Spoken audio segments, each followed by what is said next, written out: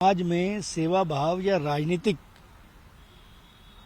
व्यवस्था को प्रभावित करने के लिए, प्रयास करने के लिए किसी राजनीतिक दल की आवश्यकता नहीं है। अगर किसी राजनीतिक दल में सम्मान नहीं मिलता है तो लोग कई बार एक विचारधारा को जनरेट करने के लिए अपना संगठन बना लेते हैं। ऐसे ही एक शख्स मेरे साथ मौजूद हैं। मैं इस समय कांग्रेस मुख्यालय में खड़ा हुआ हूं। राहुल गांधी, प्रियंका गांधी के नाम पर इन्होंने एक सेना तैयार की है। क्या मकसद है, कब से राजनीति शुरू की, इनसे मैं आपको मिलवाता हूं। सबसे पहले आप अपना परिचय दीजिए। मेरा नाम जगदीश शर्मा है। मेरा जन्म हरियाणा में पटौदी में हुआ और मैं दिल्ली में रहता हूं और 2 साल का था दिल्ली में आ गया था और सन 74 में ब्लैकआउट हुआ था। जब से मैं कांग्रेस का झंडा उठा के चलता हूं, गली गली में नारे लगाता था और आज भी नारे ही लगा रहा हूं। अच्छा शर्मा जी, ये जो सेना है, ये सेना आपने जो जनरेट की, क्योंकि आदमी के कहीं ना कहीं भाव होते हैं, भावना होती है। आपने कांग्रेस से अपनी राजनीति शुरू की, कांग्रेस में स्वाभाविक तौर पर सम्मान मिला होगा भाई कि कार्यकर्ता जो है वो बेस होता है किसी भी राजनीतिक दल का। तो ये सेना बनाने की आपको आवश्यकता क्यों पड़ी? देखिए, राहुल जी और प्रियंका जी ने कहा कि ऐसी सेना बनाई जाए जैसे आरएसएस है, जिसमें हमारे लोग जिनको जिम्मेदारी, हम बहुत बड़ी पार्टी है, सबको जिम्मेदारी नहीं दे सकते हैं। तो इस सेना में लोग जुड़े, पूरे भारत में 2 करोड़ लोग जुड़े हैं और विदेश में भी इस सेना से लोग जुड़े हैं और जिनकी विचारधारा है गांधी परिवार के साथ है, गांधी पार्टी के साथ है, गांधी की विचारधारा पे है, देश को बनाने की विचारधारा पे है, वो लोग जुड़े हैं और काम कर रहे हैं। इस सेना के 10-15 तो प्रवक्ता रोज चैनल पे बैठते हैं और अपनी बात रखते हैं। जो कांग्रेस पार्टी नहीं रख पा रही है वो दबे दबे भाव से बोल रही है। हम नहीं डर रहे हैं, हम मोदी का विरोध हमेशा करते हैं और जेन्युइन विरोध करते हैं। जब राहुल गांधी कह रहे हैं वोट चोरी हो गए, देश समझ रहा है, सबूतों के साथ दे रहे, तो हमें कोई सेना तो चाहिए विरोध करने के लिए। कई बार ऐसा होता है कि कुछ नेता हमारे कार्यकर्ताओं नाराज करते हैं। जैसे उत्तर प्रदेश में बताता हूं, 10-15 डिस्ट्रिक्ट अध्यक्ष हटा दिए थे। बुजुर्ग थे, सीनियर थे, पुराने थे, वो बेचारे बड़े परेशान, पर पार्टी नहीं छोड़ पा रहे थे। तो उन्होंने, मैं मथुरा से हो चाहे आगरा से हो, हाजी जी हो, सब मेरे टच में आए। कहते भाई कांग्रेस तो हमें सम्मान नहीं दे रही है, लोग ऐसे आ गए हैं, पर हम आपकी सेना में काम करना चाहते हैं। हम आपको देखते हैं, आपकी सेना सही मोर्चा संभाली है। और वो क्रांतिकारी से हमारी सेना में जुड़े। फिर बाद में प्रियंका गांधी पे जब ये बात गई, उन्होंने उनको फिर पार्टी में ले लिया। अगर ये सेना न होती तो किसी और दल में चले जाते। पॉलिटिकल आदमी तो रुकता नहीं है, कहना के चले जाते। इसलिए मैं बार बार विरोध करता हूं, ये जो गठबंधन की राजनीति कर रहे हैं, बंद करनी चाहिए। हमारा कद छोटा हो गया है और छोटे कद वाले बड़े हो गए हैं।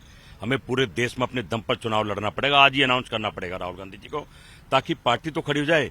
विचारधारा एक घर घर में है, लोग चाहते हैं राहुल गांधी के साथ खड़ा होना, पर हमारे नेता कुछ ऐसे हैं जो मोदी के भी अंदर टेबल काम कर रहे हैं। मैं हमेशा विरोध करता हूँ, राहुल गांधी को पता है। 40 लोग हैं, 40 क्या कांग्रेस पार्टी में 40 लोग काम करेंगे?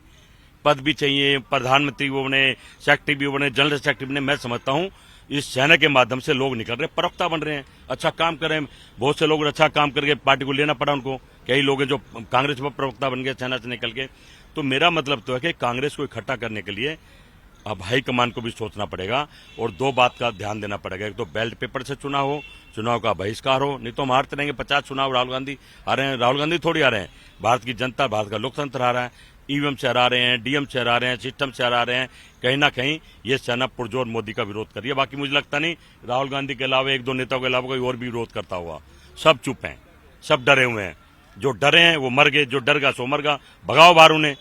कांग्रेस पार्टी में ऐसे ऐसे जुझारू नेता है जो तन मन और धन से काम करना चाहते हैं। मरना तो छोटी सी बात है, प्राण दे देंगे इस पार्टी के लिए। आपको पता है आप क्या कह रहे हैं? कांग्रेस के मुख्यालय में खड़े हो गए। मैं आज नहीं कह रहा हूँ, मैं हमेशा कहता हूँ।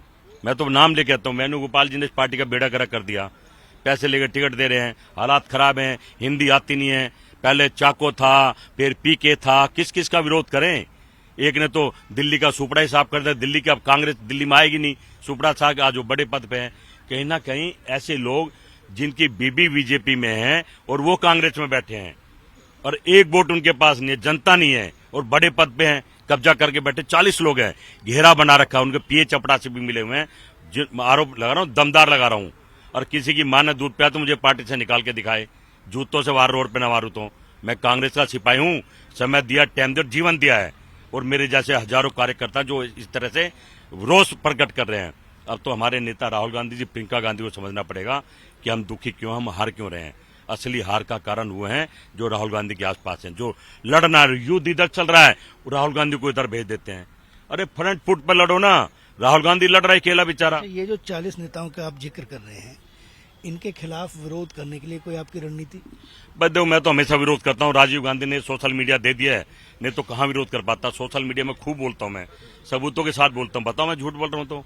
छूटे हुए कारतूस बोलता हूँ। गुद्दी कुर्सी पकड़ के बैठे हैं, रात को मोदी से अंडर टेबल, दिन में राहुल गांधी के साथ फोटो खिंचवा लेते हैं। यही तो पतन है। मोदी भी बहुत चालाक है, अपने 85% लोगों से बात नहीं करता, हमारे 90% उनकी जेब में है। आप बताइए, वोट छोड़ो गद्दी छोड़ो, राहुल गांधी नारा दो किसने दिया? एक दो को छोड़ के ठंडे बस्ते में डाल दिया। पूरा बिहार पलट रहा था, पूरा बिहार राहुल गांधी के साथ था। रिजल्ट देख लिया आपने? सबसे पहले हरियाणा तो लूट लिया। मैं तो कह रहा हूँ चोरी से लूट रहे हैं भाई। पूरा हरियाणा एग्जिट पोल बताते कांग्रेस। आप ये मानते हैं कि ये गुटबाजी है, ये गुटबाजी नुकसान पहुंचा रही?